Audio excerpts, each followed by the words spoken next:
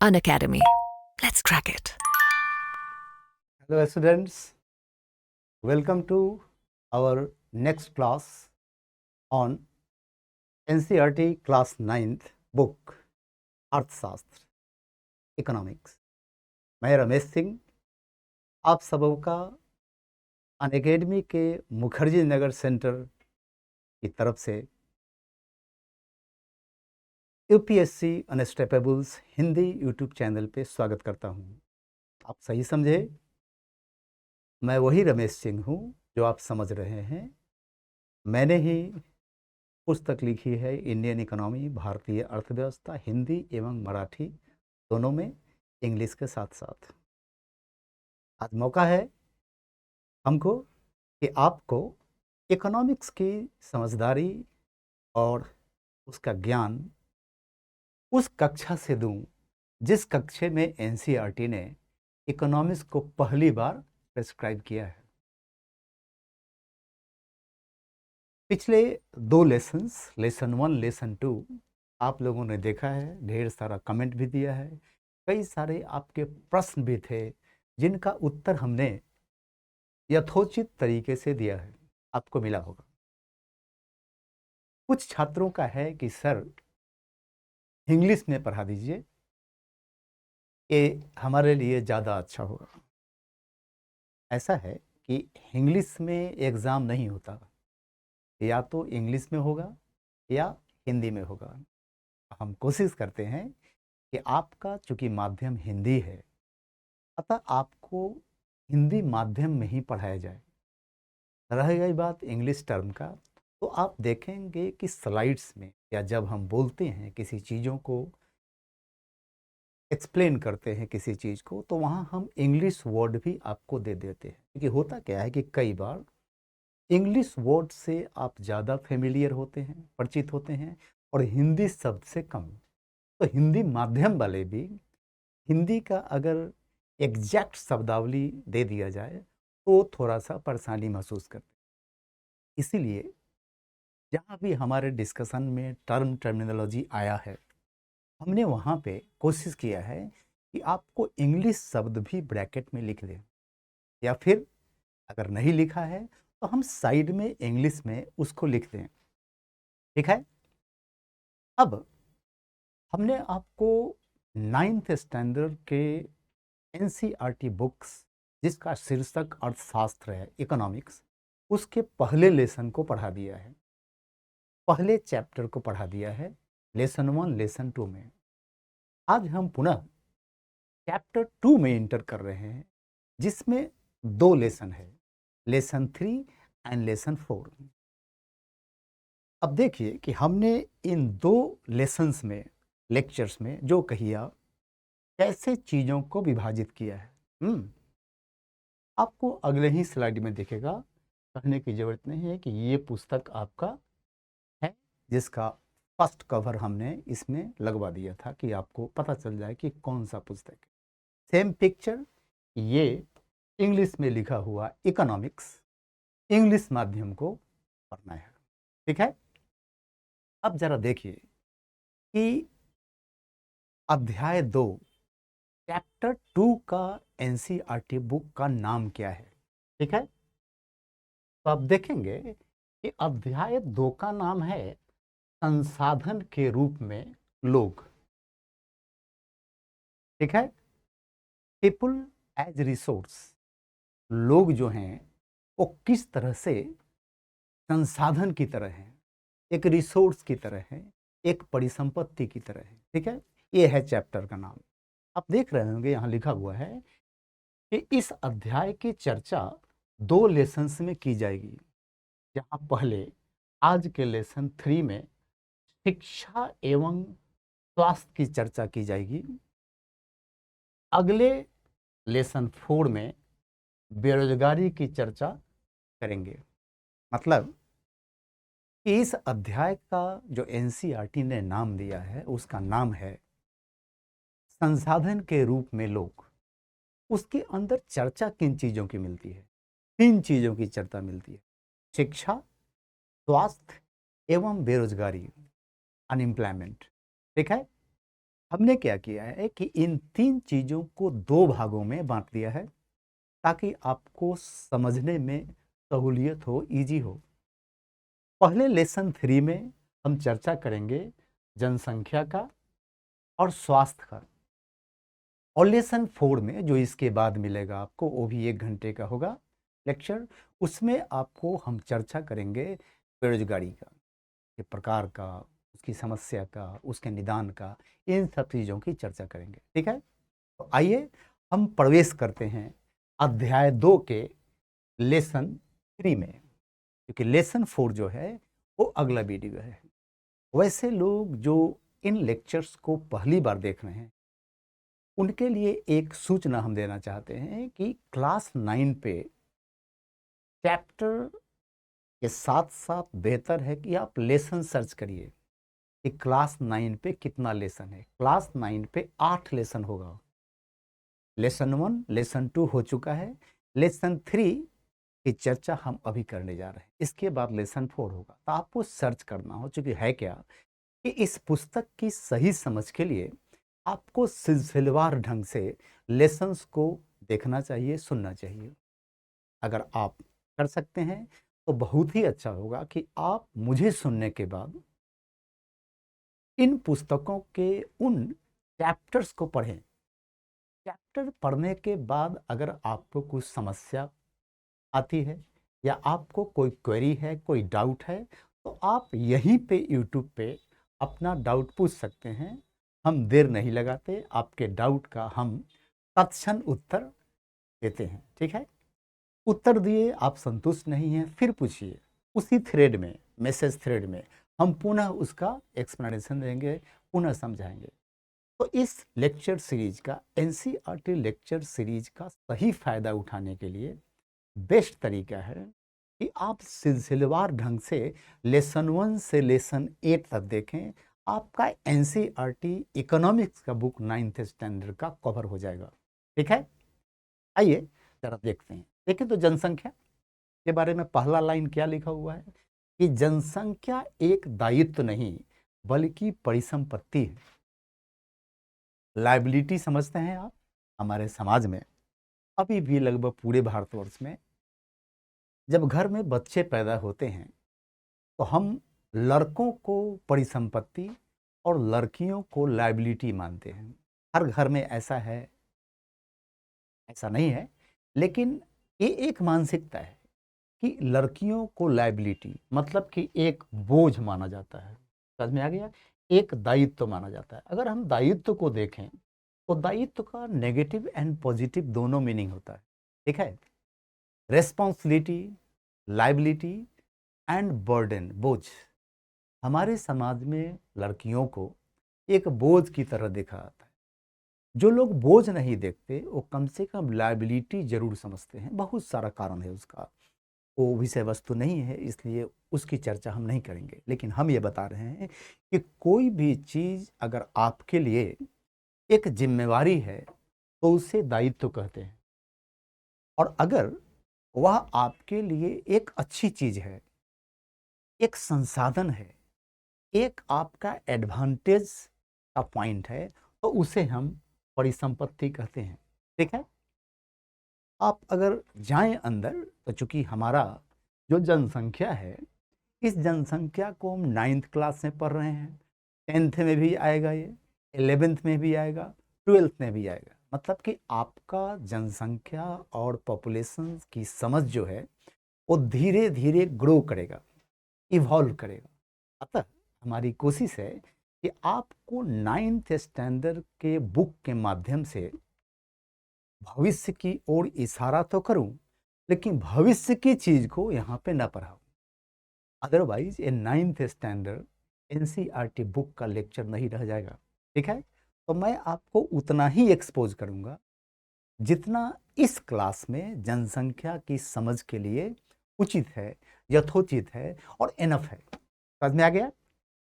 तो हमारे समाज में हाल हाल तक जनसंख्या को एक बोझ की तरह देखा जाता था। तो एक परिवार का फिक्स इनकम है, उसमें 4 व्यक्ति है, 5वें का जन्म हो गया तो उसी इनकम में 5 का भरण पोषण होगा, छठा आ गया, उसी इनकम में 6 आदमी का भरण पोषण होगा। इस प्रकार उस परिवार की आर्थिक क्षमता घटती चली जाती है, क्योंकि जो बच्चा आज पैदा हुआ वो कमाने लायक 20-21 साल के बाद होगा, 18 साल के बाद होगा, अगर लीगल एज देखें तो। ठीक है, तो तब तक 18 साल तक वो बच्चा परिवार पे एक बर्डन है, एक बोझ है, एक दायित्व है, एक जिम्मेवारी है, एक रेस्पॉन्सिबिलिटी है। जनसंख्या को एक समय था 16वीं-17वीं शताब्दी में जब एक एसेट की तरह देखा आता था, तो बहुत सारा कारण था। लेकिन सेकेंड वर्ल्ड वॉर के बाद बढ़ती जनसंख्या को एक चैलेंज और एक बोझ की तरह देखा गया। हमारे समाज में भी रहा, हमारे देश में भी रहा, जिस कारण से आप देखेंगे कि 50 के दशक में भारत में 1950 के दशक में परिवार नियोजन की बात आई, फैमिली प्लानिंग की बात आई। उसकी चर्चा हम नहीं करना चाहते। अभी फिलहाल ये देखें कि अगर जनसंख्या को देखें तो प्रथमतः primarily it seems like a liability, लेकिन यह लाइबिलिटी है नहीं, ये बेसिकली एक संसाधन है, यह एक परिसंपत्ति है, एक एसेट है। ठीक है, वो कैसे एसेट है भाई, इसकी चर्चा हम करेंगे। तो अगला पॉइंट देखेंगे आपको कि अगर जनसंख्या को सही शिक्षा और कौशल, स्किल और उनके स्वास्थ्य की देखभाल की जाए, उनमें उचित निवेश किया जाए, तो इसके उपरांत जनसंख्या मानव पूंजी में बदल जाती है।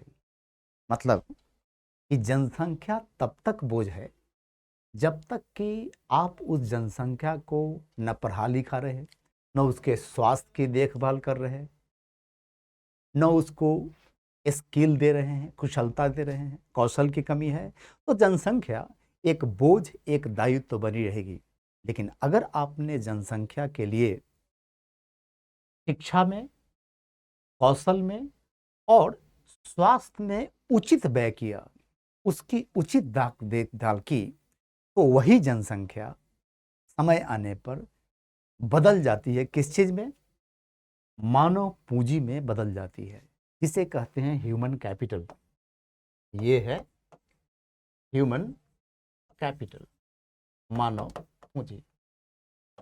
ठीक है, ह्यूमन कैपिटल। अब जरा देखिए कि ह्यूमन कैपिटल को एक लाइन में अगर परिभाषित करना चाहें तो ह्यूमन कैपिटल है क्या। अगला लाइन ह्यूमन कैपिटल का कोशिश किया गया है कि आपको परिभाषा दे दिया जाए। मानव पूंजी, कौशल और उनमें निहित उत्पादन के ज्ञान का स्टॉक है। स्टॉक तो समझते हैं आप, इकोनॉमिक्स में स्टॉक एंड फ्लो का कंसेप्ट है, प्रवाह और स्टॉक। आप कमा रहे हैं, खर्च करते चले जा रहे हैं, ये फ्लो ऑफ मनी है। आप लाख रुपए कमाए, लाख रुपए खर्च कर दिए, ये फ्लो ऑफ मनी है। ठीक है, कहाँ खर्च किए भूल जाइए। लेकिन अगर इस 1 लाख में से आप हर महीने 5,000 बचत करने लगे और उस 5,000 जो बचत कर रहे हैं उसको आप खर्च नहीं कर रहे, तो ये स्टॉक है। बात समझ में आई? उससे आपके संपदा का विकास होगा।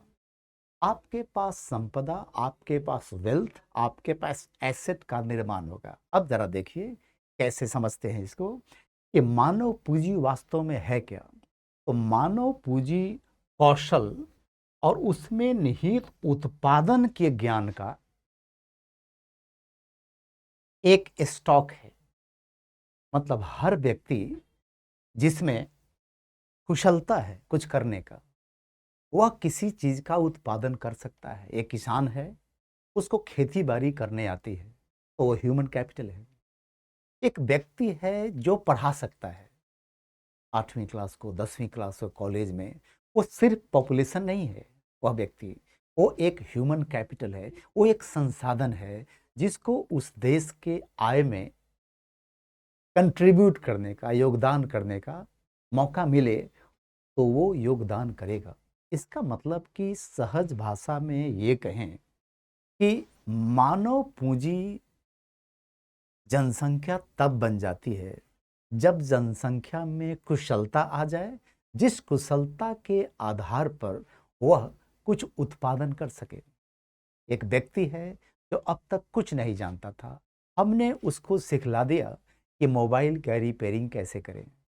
तो जब तक उसको मोबाइल का रिपेयरिंग करने नहीं आता था, ये ज्ञान नहीं था, तब तक वो सिर्फ जनसंख्या था। लेकिन जैसे ही उसको यह कुशलता आ गई कि मोबाइल का रिपेयरिंग कर सकता है, स्मार्टफोन का, तो वह अब मानव पूंजी बन गया। अब देखिए, वह व्यक्ति जो मानव पूंजी बन गया, मर्द हो या औरत हो, पुरुष हो या महिला हो, अगर उसमें कुशलता न दें तो निश्चित तौर पे वो एक दायित्व बना रहेगा, वो एक जिम्मेवारी बना रहेगा, एक लायबिलिटी बना रहेगा। समझ में आ रहा है? इसी अर्थ में कहा गया है कि जनसंख्या एक दायित्व नहीं, बल्कि एक एसेट है, एक संसाधन है। कब संसाधन जनसंख्या बन जाती है? तो जब उसमें शिक्षा का उचित निवेश करते हैं, खर्च करते हैं उसके शिक्षण पे, जब उसको कुशलता देने में खर्च करते हैं हम, जब उस जनसंख्या को स्वस्थ रखने पे ध्यान देते हैं, तो अंततः वह जनसंख्या क्या हो जाती है? मानव पूंजी में बदल जाती है। ठीक है? अब जरा देखिए कि आपके एनसीईआरटी बुक के इस चैप्टर का नाम क्या है। इस चैप्टर का नाम है लोग संसाधन के रूप में। संसाधन के रूप में लोग, माने किस तरह हम जनसंख्या को, आम व्यक्ति को, पुरुष को, महिला को जनसंख्या के बदले एक परिसंपत्ति के रूप में देख सकते हैं। ये है शीर्षक इस चैप्टर का। ठीक है? एनसीईआरटी बड़ा सहज तरीके से उस कक्षा के छात्रों को समझाता है कि जनसंख्या तभी तक एक लायबिलिटी है, एक दायित्व है, जब तक कि वो पढ़ा लिखा नहीं है, उसमें कोई कुशलता नहीं है, वो कुछ कर नहीं सकता, कोई काम नहीं कर सकता, और जब तक कि वह स्वस्थ नहीं है। अगर इन 3 चीजों को ध्यान दें, अच्छा, कुशलता के लिए अलग से ध्यान देना होता है, अन्यथा कुशलता शिक्षा का एक विस्तार है, एक्सटेंशन है। क्योंकि माना यह जाता है आधुनिक काल में कि शिक्षा का बहुआयामी रोल है, मल्टी डायमेंशनल रोल है। लेकिन उसकी एक भूमिका है कि शिक्षित व्यक्ति रोजगार प्राप्त करने में काबिल हो, सक्षम हो, अन्यथा शिक्षा बेकार हो गया। इसका मतलब है कि शिक्षा रोजगार से भी कनेक्टेड है, उससे संबंधित है। तो शिक्षा का एक एक्सटेंशन है कौशल। समझ में आ गया? तो हम सीधे कह सकते हैं कि शिक्षा और स्वास्थ्य पे अगर हम सही तरीके से ध्यान दें किसी जनसंख्या के, तो वह जनसंख्या एक दायित्व नहीं, बल्कि जल्द ही एक परिसंपत्ति के रूप में उभर कर आता है, जिसे हम मानव पूंजी कहते हैं। ठीक है? यहां तक स्पष्ट है? अगर कोई कंफ्यूजन हो, कोई परेशानी हो, तो आप पूछ सकते हैं नीचे मैसेज के माध्यम से। हम आपके क्वेरीज का, आपके डाउट का समय समय पर उत्तर देते रहते हैं। ठीक है? Thank you. अब जरा देखते हैं, आगे बढ़ते हैं। इसके 2 चीजों को लेते हैं, जनसंख्या की मात्रा और उसकी गुणवत्ता। जिन चीजों को हमने समझा उसी का थोड़ा सा विस्तार है। कहता है कि जनसंख्या बोझ से परिसंपत्ति में परिवर्तित होती है। कैसे? अगर हम शिक्षा के साथ कौशल एवं बेहतर स्वास्थ्य में निवेश करें, तो जनसंख्या बोझ नहीं रह के एक परिसंपत्ति में परिवर्तित हो जाती है। ठीक है? वो एक संसाधन बन जाता है। अगर आप शिक्षा में, स्वास्थ्य में, कौशल विकास में खर्च नहीं करेंगे, तो क्या होगा? वह जनसंख्या एक बोझ ही बनी रहेगी। क्लियर है? नेक्स्ट हमने आपको एक लाइन दिया इंपॉर्टेंट, कि जहां इन पर ध्यान देने से बच्चों के लिए एक सुचक्र का निर्माण होता है, वहीं इनकी अनदेखी करने से उनके भविष्य के लिए एक दुष्चक्र का निर्माण होता है। आप अपने घर पे आ जाइए, किसी परिवार में छोटे छोटे बच्चे हैं, अगर उन बच्चों का भविष्य आप उज्जवल देखना चाहते हैं तो आप उनके पढ़ाई लिखाई में, उनके स्वास्थ्य पर और पढ़ाई लिखाई के माध्यम से उनमें कुछ कौशल देने पर ध्यान दीजिए। तो इससे क्या होगा कि एक सुचक्र का निर्माण होगा, जिसे इंग्लिश में कहा जाता है वर्चुअस साइकिल। वर्चू जानते हैं, वर्चू मतलब अच्छी चीज, वाइस एंड वर्चू कहते हैं ना, बुरी चीजें और अच्छी चीजें। अगर हम अपने परिवारों के बच्चों के शिक्षा, कुशलता और स्वास्थ्य पे बेहतर ढंग से ध्यान दें तो उन बच्चे का भविष्य बेहतर हो जाता है। और अगर इनकी अनदेखी की, हमने अगर शिक्षा, कुशलता और स्वास्थ्य की उपेक्षा की, ठीक है, हमने इसकी अनदेखी की, तो इस अनदेखी का परिणाम क्या होगा कि एक दुष्चक्र का निर्माण हो जाता है, जिसे इंग्लिश में विशस साइकिल कहते हैं। विशस साइकिल, ठीक है। हम लोग विशस साइकिल को आने वाले कक्षाओं के एनसीईआरटी के माध्यम से और अच्छे तरीके से समझने की कोशिश करेंगे कि यह विशस साइकिल है क्या। एक आपसे मिस्टेक हुआ तो अब दूसरा मिस्टेक होगा, और दूसरे मिस्टेक को न सुधारेंगे तो तीसरा होगा। ये है विशस साइकिल। इसका ठीक उल्टा है वर्चुअस साइकिल, कि अगर आपने एक अच्छा काम किया और उसके ठीक बाद दूसरा अच्छा काम, ठीक बाद तीसरा अच्छा काम, तो पुनः एक चक्र का निर्माण होता है। ये चक्रीय प्रक्रिया है, जिसे कहते हैं वर्चुअस साइकिल, ठीक है। तो थोड़ा थोड़ा इकोनॉमिक्स से कंसेप्ट को समझते चलिए, क्योंकि आपको हमको 12वीं तक का एनसीईआरटी पढ़ाना है। और 12वीं तक का एनसीईआरटी इतना सुंदर है, इतना ज़्यादा मटेरियल है कि उस एनसीईआरटी बुक से कई टॉपिक का सीधे इकोनॉमिक्स ऑप्शनल का आंसर तैयार किया जा सकता है। मैं यह नहीं कहता कि डिट्टो वही लिख दीजिए इकोनॉमिक्स ऑप्शन में तो अच्छे अंक आ जाएंगे, ऐसी बात नहीं है। मतलब उसमें वो चीज़ें हैं कि जिनको आप छांट के यूपीएससी के अर्थशास्त्र ऑप्शनल वैकल्पिक विषय की तैयारी कर सकते हैं, और प्रमाणिक चीज़ें आपको मिलती हैं, ठीक है। तो थोड़ा थोड़ा बीच बीच में आपको हम इकोनॉमिक्स की अवधारणाओं का भी परिचय कराना चाहते हैं, ठीक है।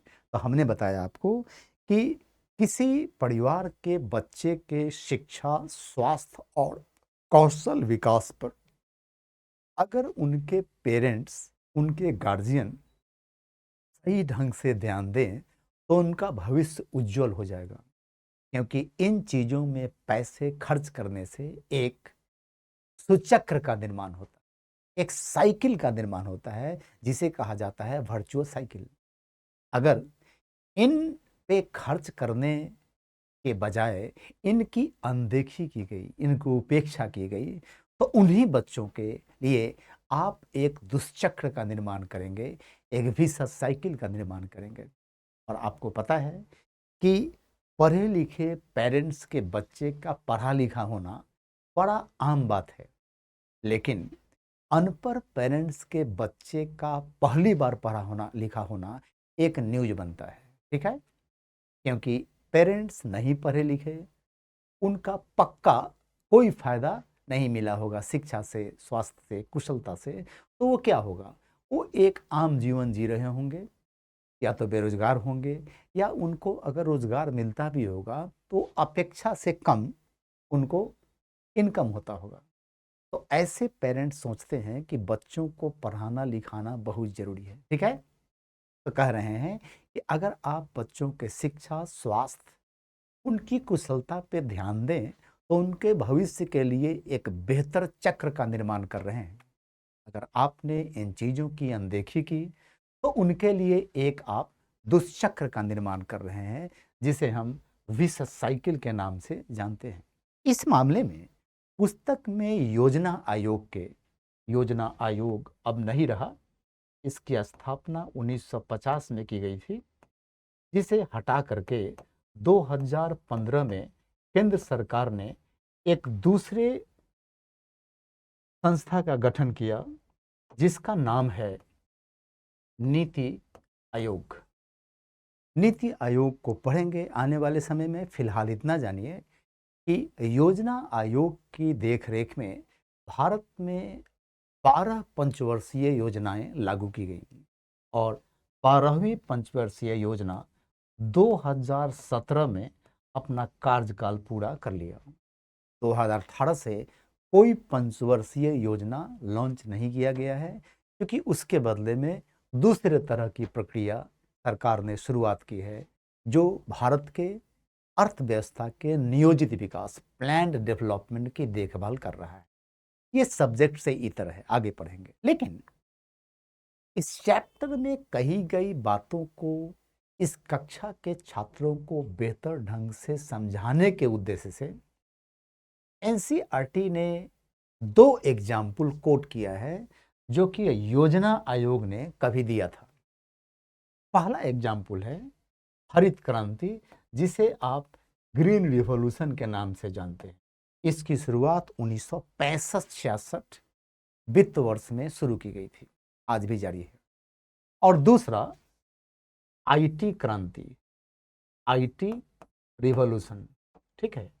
ये सिर्फ ये कहना चाहते हैं कि हरित क्रांति के पूर्व भारत में खाद्यान्न का उत्पादन, गेहूं, चावल, मक्का, ज्वार, बाजरा, इन चीजों का उत्पादन जितना था, उससे कहीं ज्यादा उत्पादन होना शुरू हो गया ग्रीन रिवॉल्यूशन, हरित क्रांति के प्रारंभ होने के बाद। पहले तेज विकास हुआ गेहूं में, फिर चावल में। ज्वार, बाजरा, मक्का का उत्पादन बढ़ा, उतना नहीं जितना गेहूं और चावल का बढ़ा, जिसका कारण था उन्नत किस्म के बीज विकसित न हो सके। एनीवे, हम ये देखें कि वही जमीन, वही कृषि भूमि, उसी कृषि भूमि से गेहूं 2 से 2.5 गुना ज्यादा उपजना शुरू हो गया। ये है उस जमीन को के संसाधन को बेहतर बनाना, जो कि ग्रीन रिवॉल्यूशन से संभव हो पाया। उन्नत किस्म के बीज, रासायनिक उर्वरक, कीटनाशक और बरोबर सिंचाई, इन चीजों के समावेश से उसी जमीन का उपज कई गुना बढ़ गया। नॉर्मन बोरलॉग का मिराकुलस रिसर्च था, अमेरिकन एग्रीकल्चर साइंटिस्ट, जिसके माध्यम से पूरे विश्व में हरित क्रांति का प्रसार हुआ, ठीक है। दूसरा कहता है आईटी। आईटी रिवॉल्यूशन में आप जानते हैं, आप उस जनरेशन के लोग हैं जो इंफॉर्मेशन टेक्नोलॉजी पे बेस्ड बहुत सारे चीज यूज कर रहे हैं, गैजेट्स यूज कर रहे हैं, स्मार्टफोन है, लैपटॉप है, इंटरनेट है, व्हाट्सएप है, क्या क्या है, ठीक है। अब ऑनलाइन क्लास हो रहा है, अभी जो आप हम क्लास ले रहे हैं, इसको पूरे देश विदेश में पता नहीं कितने छात्र इस लेक्चर को सुनेंगे। ये कैसे हो पा रहा है? ये इंफॉर्मेशन टेक्नोलॉजी में आई क्रांति के कारण से हो रहा है। इसका मतलब है कि मानव की कार्य क्षमता, मानव के कार्य करने की क्षमता, पोटेंशियल, आईटी में क्रांति के बाद काफी तेजी से बढ़ी है। मतलब कि अगर कोई देश आईटी में इन्वेस्ट करे तो जनसंख्या की कुशलता बेहतर होती है। तो योजना आयोग 2 एग्जाम्पल कोट करता है कि किस प्रकार कोई परिसंपत्ति, कोई चीज, उनमें निवेश करने से वह आने वाले समय में बेहतर परिणाम देता है। सबसे पहला ग्रीन रिवॉल्यूशन दिया जाता है एग्जाम्पल कृषि के लिए, कि भारत में कैसे गेहूं, चावल का उत्पादन तेज गति से बढ़ना शुरू हो गया, ठीक है। और किस प्रकार सूचना तकनीक में जो क्रांति आई, उस क्रांति के बाद उसी जनसंख्या की कार्य क्षमता कैसे बढ़ गई। समझ में आ रहा है? इसको कोरिलेट करिए जनसंख्या से। इसी प्रकार अगर जनसंख्या को हम अच्छी तरह से पढ़ाई लिखाएं, उनमें सही कार्य कुशलता दें, स्किल दें और उनके स्वास्थ्य की देखभाल करें, तो वह जनसंख्या आने वाले समय में आपको बेहतर उत्पादन करके देगा। राष्ट्र की आय बढ़ेगी, व्यक्ति की आय के साथ साथ। समझ में आ रहा है? और आप जानते हैं कि हम जो पैसा कमाते हैं, हमारी जो आय है, उसी आय पे हमारा जीवन स्तर निर्भर है, जिसे स्टैंडर्ड ऑफ लिविंग कहते हैं। क्योंकि स्टैंडर्ड ऑफ लिविंग इस चीज़ पे निर्भर है कि आप कितना कंज्यूम करते हैं और क्या कंज्यूम करते हैं। अगर आपको आय ही नहीं है तो आप खाना उचित मात्रा में नहीं खाएंगे तो आप कुपोषण के शिकार हो जाएंगे। समझ में आ रहा है? और इस आय कमाने में शिक्षा का, कौशल का और स्वास्थ्य की बहुत बड़ी भूमिका है। समझ में आ रहा है ये बात? तो कुल मिलाकर के ऐसा कहें कि जनसंख्या की मात्रा और उसकी गुणवत्ता। जनसंख्या हमेशा समाचार में रहता है अपने साइज के कारण। मात्रा मतलब क्वांटिटी और उनका साइज। भारत की जनसंख्या इतना अरब हो गई, आने वाले इस वर्ष में यह चीन से ज्यादा जनसंख्या वाला देश हो जाएगा। ये सब समाचार सुनते सब रहते हैं।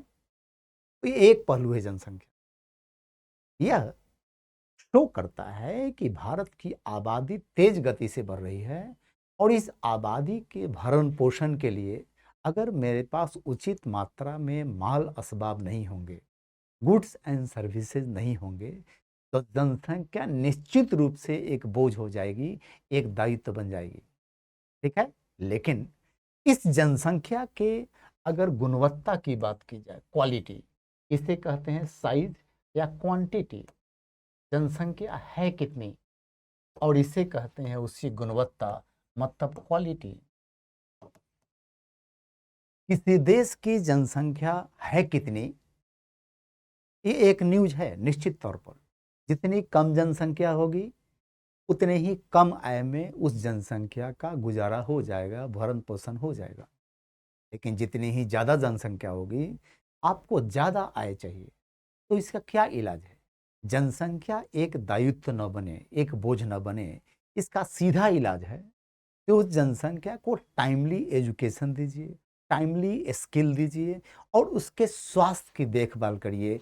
वो जनसंख्या सिर्फ क्वांटिटी नहीं रह जाएगी बल्कि क्वालिटी के साथ आगे उभर कर आएगी, क्योंकि इसमें उत्पादन की क्षमता होगी, प्रोडक्शन की कैपेसिटी होगी, पोटेंशियल होगी। समझ में आ रहा है? तो ये स्लाइड आपको सिर्फ इतना बताना चाहा है कि जनसंख्या की मात्रा तभी एक बुरी चीज है जब तक कि जनसंख्या में गुणवत्ता न हो। जैसे ही हम किसी जनसंख्या में गुणवत्ता दे देते हैं, वह जनसंख्या दायित्व नहीं, एक नंबर नहीं, एक संख्या नहीं, एक मात्रा नहीं, बल्कि वह जनसंख्या गुणवत्ता वाली हो जाती है और वो देश के लिए धनात्मक बात है। इसी सेंस में हम डेमोग्राफिक डिविडेंड की बात करते हैं, जिसको हम कंक्लूजन बाद में आपको देंगे। ये क्लियर है? इसके संदर्भ में एनसीईआरटी में आपको 2 एग्जाम्पल मिलेंगे योजना आयोग के। ठीक है?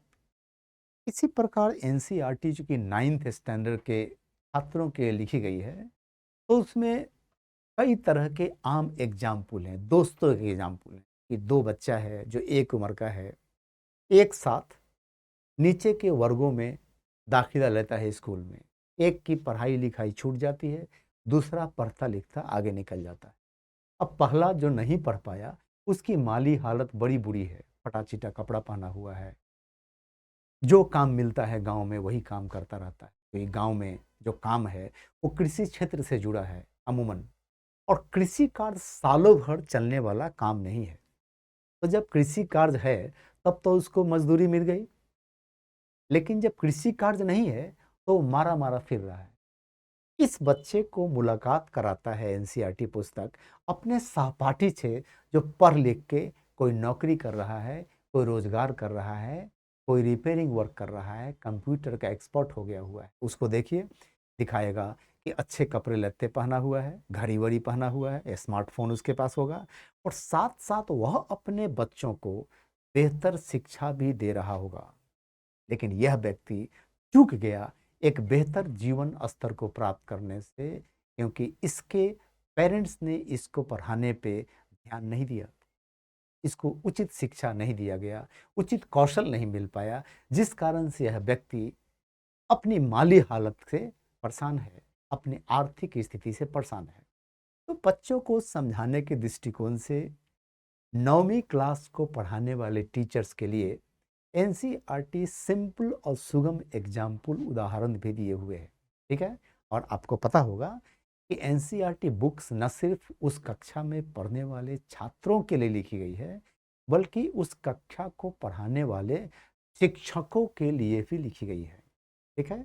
और आशा ये की जाती है कि एक कोर्स आउटलाइन है, इसके माध्यम से क्लास में शिक्षक पढ़ाते वक्त छात्रों को और अन्य जानकारियां भी देंगे।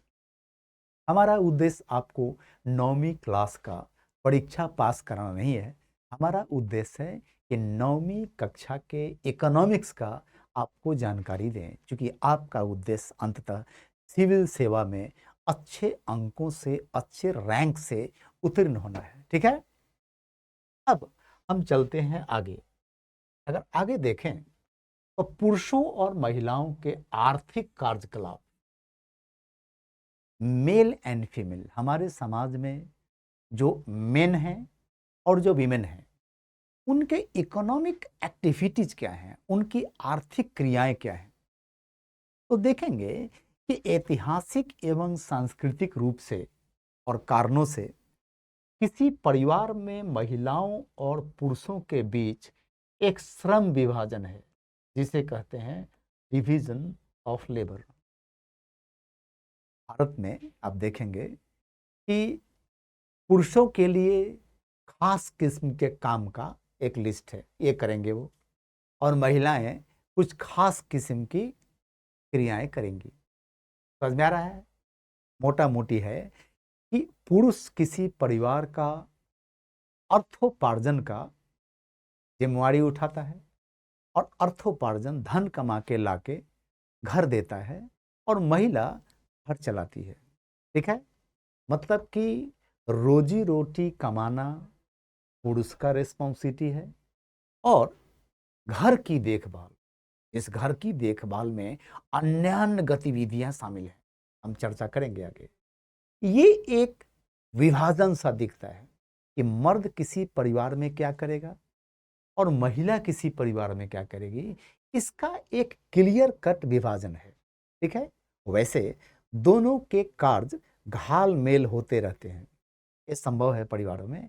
जब आज परिवार शहरों में आ गया है तो मर्द कई बार महिलाओं के रोल में होते हैं और महिलाएं कई बार पुरुष के रोल में होती हैं। ये मिश्रण आज आपको दिखाई देगा। ठीक है। लेकिन अगर देखें तो एक रोल मॉडल बना हुआ है इंडिया के समाज में।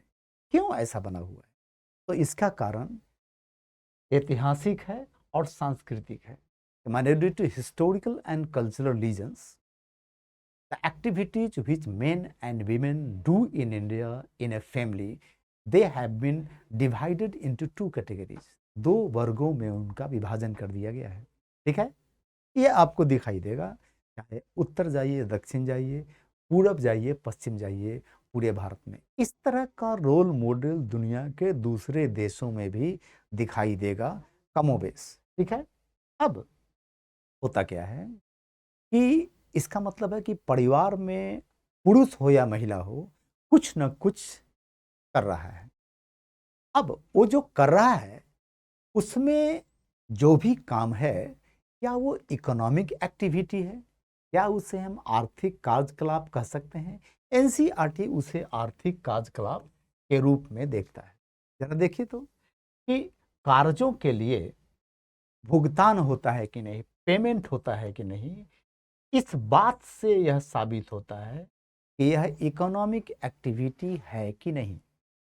मतलब इकोनॉमिक्स में हमारे द्वारा किए जा रहे सभी कार्यकलापों को आर्थिक गतिविधि नहीं मानी जाती। उन्हीं को आर्थिक गतिविधि मानी जाती है जिसके लिए हमें पैसा मिलता है।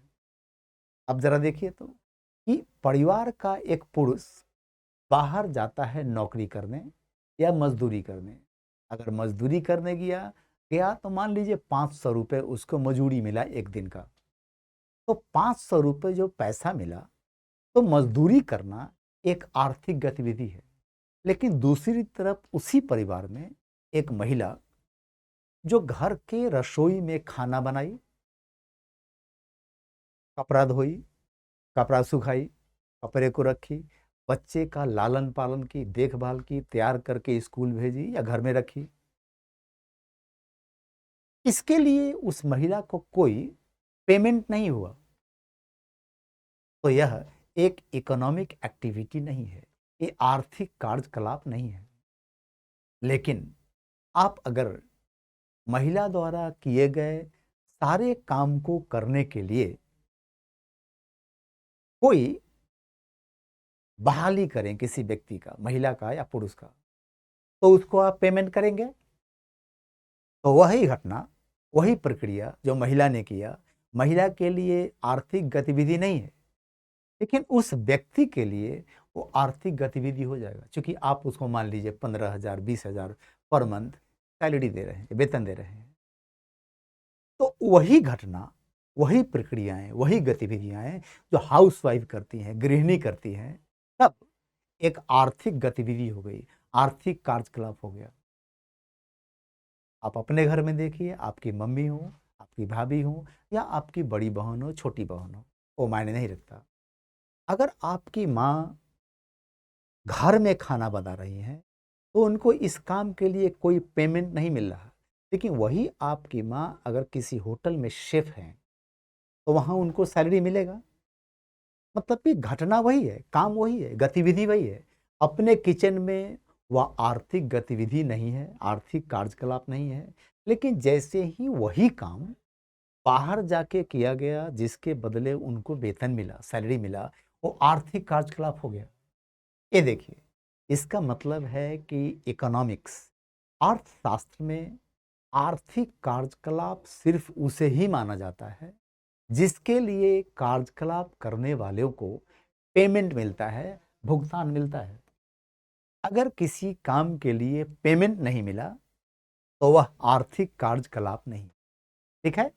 इसका मतलब है कि हमारे देश के सकल घरेलू उत्पाद में जीडीपी, ग्रॉस डोमेस्टिक प्रोडक्ट, यह किसी देश के राष्ट्रीय आय का एक क्रूड एंड रॉ अनुमान है। हम लोग आने वाले कक्षाओं के माध्यम से पढ़ेंगे कि राष्ट्रीय आय की गणना होती कैसे है, इसकी माप कैसे होती है।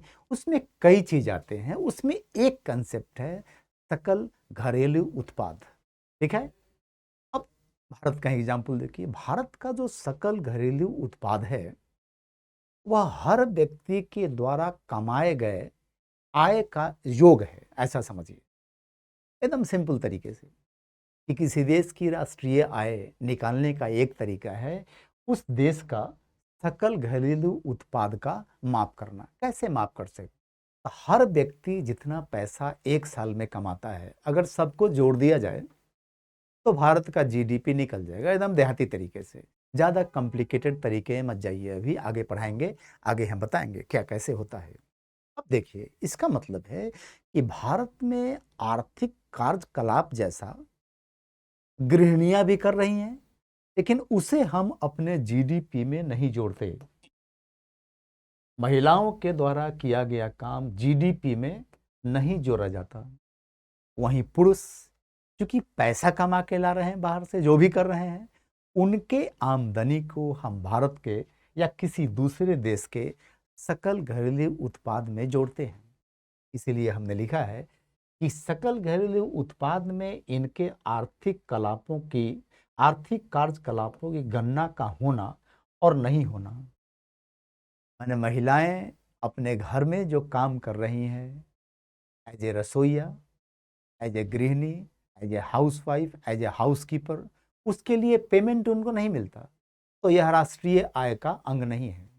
वहीं पुरुष बाहर जाता है, मजदूरी करता है, नौकरी करता है या कोई बिजनेस करता है, सेल्फ एम्प्लॉयमेंट, तो उससे जो धनोपार्जन करता है उसको हम जोड़ते हैं देश के जीडीपी में। यह फॉर्मूला पूरे दुनिया में एज इट इज है। अब कोई गृहिणी घर में भी काम कर रही है एज ए गृहिणी और बाहर भी कुछ काम कर रही है। अगर आप कैलकुलेट करेंगे तो आज मार्केट प्राइस के हिसाब से एक हाउसवाइफ को लाखों में सैलरी मिलना चाहिए। ठीक है? लेकिन वो बाहर जाके 25,000 का कोई सेल्स गर्ल का काम कर रही है। या पार्ट टाइम किसी कॉल सेंटर में काम कर रही है, वहाँ से 25,000 सैलरी मिला, तो वो 25,000 आर्थिक उपार्जन माना जाएगा उसका। लेकिन घर में जो काम की, क्योंकि उसके लिए कोई पेमेंट नहीं हुआ, कोई भुगतान नहीं हुआ, तो हम उसका आर्थिक महत्व तो नहीं समझते। समझ में आ रहा है? ये इकोनॉमिक्स का एक अपना फार्मूला है, इसे अच्छा कहिए या बुरा कहिए। हाल ही में, आज से 4-5 साल पहले, भारत में एक एकाएक बहस शुरू हो गया कि महिलाओं को हमारे समाज में जो कुछ कम इज्जत मिलता है, उसका कारण कहीं यही तो नहीं है। अगर उनके काम को हम कैलकुलेट करने लगे कि ये कितने रुपए का है और जोड़े राष्ट्रीय आय में, तो न सिर्फ राष्ट्रीय आय बढ़ेगा, बल्कि महिला का परिवार के मेंबर के नज़र में इज्जत भी बढ़ेगा। लेकिन ऐसा कहीं दुनिया में किया नहीं गया है, ठीक है, कि गृहिणी का जो काम है गांव में, एक घर में, उस काम का मॉनेटरी वैल्यू क्या है, ये नहीं निकाला गया है। क्योंकि गृहिणी के बहुत सारे काम हैं जो लेबरर्स की तरह नहीं है। जैसे बच्चे के भरण पोषण में सिर्फ उनको दूध पिलाना, उनका बोतल धोना, उनको नहलाना सुलाना यही नहीं है। उनको केयर देना, उनको प्यार देना, इसका वैल्यू कौन निकालेगा? ये संभव है? तो ये इकोनॉमिक्स में ऐसा कोई टूल नहीं निकला है कि बच्चे को प्यार से दूध पिलाने का आर्थिक मूल्य क्या है, अब बच्चे को जस्ट दूध पिलाने का आर्थिक मूल्य क्या है। कुछ बात समझ में आ रही है? ठीक है। तो इकोनॉमिक्स में आंकड़े होते हैं, मीटर होते हैं, किलोग्राम होते हैं, परसेंटेज होते हैं। इसका अर्थ यह नहीं है कि इकोनॉमिक्स बेसिकली एक फिजिक्स और अन्य नेचुरल साइंस की तरह कोई सब्जेक्ट है। ये वास्तव में है सामाजिक विज्ञान, ये एक सोशल साइंस है, ठीक है। इसीलिए सोशल साइंस में इसको हम पढ़ते हैं।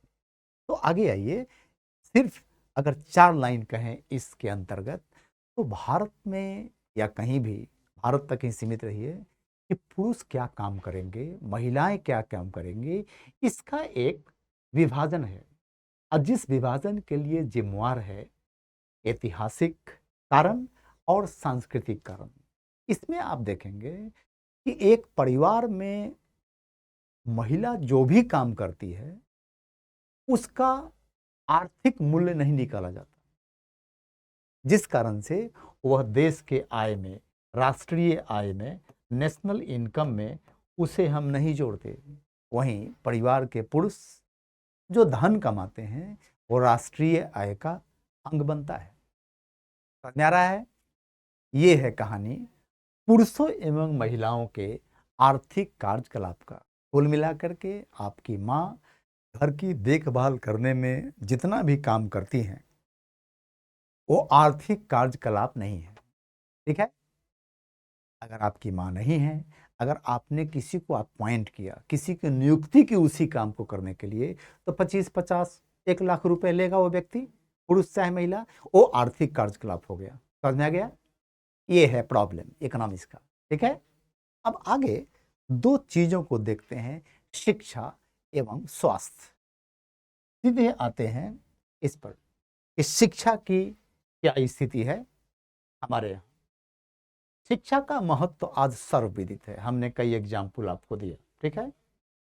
अब यहाँ से परेशानी ये है कि यहाँ कुछ आंकड़े हमने आपसे शेयर किया है। ये आंकड़े 9th स्टैंडर्ड के हिंदी और इंग्लिश दोनों माध्यमों के एनसीईआरटी पे बेस्ड है। हमने पिछले कक्षा में बताया आपको कि एनसीईआरटी के हिंदी पुस्तक थोड़ा सा पुराने हैं डाटा, और इंग्लिश मीडियम के बुक अपडेटेड है, जिससे ये पता चलता है कि अगर इंग्लिश माध्यम के एनसीईआरटी बुक्स का नवीन संस्करण आया है इसी साल, तो उसी साल हिंदी माध्यम का भी नवीन संस्करण आता है, वही वर्ष लिखा दिखेगा आपको, 2016 2016। इसका तात्पर्य यह नहीं है कि हिंदी वाले को इंग्लिश के बराबर संशोधित किया गया है, ये आपको मैं क्लियरली बता रहा हूं। इसी कारण से हम अगली कक्षा से हिंदी माध्यम में पढ़ाएंगे, लेकिन हम यूज करेंगे इंग्लिश माध्यम को ज़्यादा, हिंदी माध्यम के एनसीईआरटी बुक को यूज नहीं करेंगे। हम बार बार कहते हैं कि आपको अगर हिंदी माध्यम में परीक्षा दे रहे हैं, कोई बुराई नहीं है, लेकिन अंग्रेजी माध्यम के बुक्स लिटरेचर को पढ़ने की क्षमता आप जरूर विकसित करिए, अन्यथा आपका ज्ञान आउटडेटेड भी हो सकता है, आधा अधूरा भी हो सकता है, गलत भी हो सकता है, एरर भी है हिंदी के एनसीईआरटी में। समझ में आ रहा है? और आपको पता है कि भारत सरकार जब अंत में कोई दुविधा, कोई कंफ्यूजन आता है तो इंग्लिश डॉक्यूमेंट को वो मानते हैं, हिंदी को नहीं मानते, क्योंकि वो ट्रांसलेशन है, कई बार उसमें त्रुटियां आ जाती हैं। तो ये हमारा जो आंकड़ा कुछ है वो इंग्लिश हिंदी दोनों एनसीईआरटी बेस्ड है। कुछ आंकड़े एनसीईआरटी दोनों ही नहीं देता, जो देना जरूरी था हमने उसको यहाँ शामिल कर दिया है। आप पढ़ के इसको देख लेंगे। कुछ लोग बोलते हैं कि सर इसका पीडीएफ चाहिए, तो आप सीधे इसको डाउनलोड कर सकते हैं। हमने बहुत ज़्यादा नहीं लिखा है, 4-5 पॉइंट तो है ही। आप इसको नोट डाउन कर लीजिए, रिपीट वॉच करिए, व्यू करिए, वॉच कर लीजिए, या सीधे इस वीडियो को डाउनलोड कर लीजिए, डाउनलोडेबल है, कोई दिक्कत नहीं है। तो पीडीएफ क्या शेयर करना है इसमें, ठीक है? क्योंकि 9th क्लास का पीडीएफ क्या शेयर करें, कुछ लोगों ने पूछा कि सर इसका नोट्स बनाए कि नहीं बनाए। अगर आपको लगता है कि 2-4-5 लाइन यहाँ महत्वपूर्ण है जिसको नोट डाउन कर लिया जाए, तो क्या बुराई है, नोट डाउन कर लिए, क्योंकि हमने जो फैक्ट दिए हैं आपको वो करेंट दिया है, ठीक है? अब भारत सरकार और राज्य सरकार दोनों मिलके शिक्षा पर जो देश में खर्च किए हैं, उसके माध्यम से साक्षरता दर भारत का 1951 के 18% से बढ़कर 1951 के 18% से बढ़कर 1918 में 85% हो गई, as per English NCERT. Hindi के पुस्तक के आंकड़े 2011 तक के ही हैं, यानी 7 साल पुराने हैं, ठीक है? समझ में आ गया? और दोनों किताब संस्करण एक ही दिखाता है, पब्लिकेशन, ईयर ऑफ पब्लिकेशन एक ही दिखाता है। यह है सच्चाई आपके एनसीईआरटी की, ठीक है? पुरुष एवं महिलाओं में विभेद है, डिफ्रेंसिएशन है साक्षरता में। पुरुषों में महिलाओं से 16.1% अधिक, वहीं शहरों में 14.2% अधिक है। कहने का मतलब यह है कि ग्रामीण क्षेत्रों में महिलाएं पुरुषों के बनिस्पत कम साक्षर हैं, लेकिन वहीं शहरों की महिलाएं तुलनात्मक दृष्टिकोण से मर्दों के तुलना में ज़्यादा साक्षर हैं। कहने का मतलब कि गांव की महिला और शहर की महिला ज़्यादा साक्षर हैं और ग्रामीण महिलाएं कम साक्षर हैं। ये अंतर आपको दिखाई देगा। साक्षरता में आपको राज्य स्तरीय अंतर भी दिखाई देगा, जहां एक तरफ केरल की साक्षरता 94% है, वहीं बिहार की 62% है। इसका मतलब है कि लिटरेसी रेट का डिफरेंशिएशन वैरी करता है from one to another state as well as in the gender, माने जेंडर डिस्पैरिटी भी आपको दिखाई देगा साक्षरता में। महिलाएं शहर की हों चाहे गांव की हों, वो कम साक्षर हैं पुरुषों से, और पुरुष शहर में हो चाहे गांव में हो ज़्यादा साक्षर हैं महिलाओं की तुलना में। नेक्स्ट है कि शिक्षा व्यय सामान्य सरकार। सामान्य सरकार जो हमने लिखा, सामान्य सरकार को इंग्लिश में जनरल गवर्नमेंट कहते हैं। जनरल गवर्नमेंट का तात्पर्य होता है government of India plus states, देश के राज्य एवं केंद्र की सरकारें एक मुश्त जो भी काम करती हैं उसे जनरल गवर्नमेंट वर्क कहा जाता है। यहाँ पे व्यय के सिलसिले में लिखा हुआ है कि शिक्षा पे सामान्य सरकारों का जो व्यय है वह 2.8% ऑफ जीडीपी है। ये बजटीय अनुमान है, ये है ऑफ जीडीपी। देश के सकल घरेलू उत्पाद का तकरीबन 2.8% खर्च देश की सरकारें शिक्षा पे की। ये 2020-21 के संघीय बजट का अनुमान है, एस्टिमेट है, ठीक है? ये एनसीईआरटी का हम आंकड़ा आपको शेयर कर रहे हैं। अब भारत का सकल नामांकन औसत क्या है, जिसे कहते हैं ग्रॉस एनरोलमेंट रेशियो, GER एक कंसेप्ट है। ग्रॉस एनरोलमेंट रेशियो 18 से 23 वर्ष के आयु वर्ग में भारत का है 27%। 18 से 23 वर्ष के उम्र के जो लोग हैं पुरुष एवं महिला, उसमें 27% लोग नामांकित हैं। ठीक है, ये विश्व के स्तर पे ये तकरीबन 30% है। एनसीईआरटी लिखते लिखते ये लिख जाता है कि जो वैश्विक स्तर के लगभग समान है, 3% कम है, लेकिन आप ग्लोबल एवरेज के बराबर मान सकते हैं। ठीक है, मतलब कि 3% भारत का नामांकन औसत, ग्रॉस एनरोलमेंट रेशियो बढ़ जाए तो ये वैश्विक औसत की बराबरी कर लेगा। ठीक है, ये बुरा नहीं है। एनसीईआरटी ये कहना चाहता है, नीति आयोग भी ये रिपीट किया है कई बार। अंत में देखें कि 1951 से 2020 तक ये आंकड़ा इंग्लिश के एनसीईआरटी का है, हिंदी के एनसीईआरटी का आंकड़ा कम है, पीछे के वर्ष का है। तो यहाँ पे दिया गया है कि किस प्रकार कॉलेजों की संख्या 750 से बढ़कर 44,374 हो गई, यूनिवर्सिटी की संख्या 30 से 1236 हो गई, छात्रों की संख्या 2.63 लाख से बढ़कर 382.75 लाख हो गई, और वहीं शिक्षकों की संख्या 24,000 से बढ़कर 1207,000 हो गई। ये बहुत बड़ा ग्रोथ नंबर है। ठीक है, मतलब तेज गति से विकास हुआ शिक्षा के क्षेत्र में, college, universities, number of students and colleges. ये शिक्षा के लिए एनसीईआरटी इतना ही आंकड़ा आपको उपलब्ध कराता है। नेक्स्ट है आपका स्वास्थ्य। स्वास्थ्य हमारी उत्पादन क्षमता को निरंतरता देता है और बढ़ाता है। सरकारी नीतियों के हस्तक्षेप के बेहतर परिणाम मिले हैं। क्या परिणाम है भाई? तो जीवन प्रत्याशा 1951 के 37.2 वर्ष से बढ़कर 2016 में 64.9 वर्ष हुई इंग्लिश के अनुसार। हिंदी का आंकड़ा 2014 का है जो हमने नहीं लिया। ये है लाइफ एक्सपेक्टेंसी बढ़ा है भारत का, काफी कम था 37 वर्ष के आसपास, वो आज तकरीबन 65 वर्ष पहुंच गया हुआ है जीवन प्रत्याशा। ठीक है, लाइफ एक्सपेक्टेंसी। तो शिशु मृत्यु दर है, जिसे हम इन्फेंट मोर्टेलिटी रेट कहते हैं, वो 51 से 2020 के बीच में 147 से घटकर 36 रह गया है। ये आंकड़े पर 1000 होते हैं। ठीक है, आप परसेंटेज चाहें तो निकाल सकते हैं। ये 36 है, इसका मतलब कि 3.6%। समझ में आ रहा है? ये पर 1000 है। उसी प्रकार जन्म दर, जिसे हम बर्थ रेट कहते हैं, क्रूड है, क्रूड बर्थ रेट 1000 पे निकाला जाता है। 51 में जहां 43.97% था, वह 2018 में घटकर 20 हो गया, मतलब 2% ऑन एवरेज 20 तक, आज फिर पुनः घट गया हुआ है।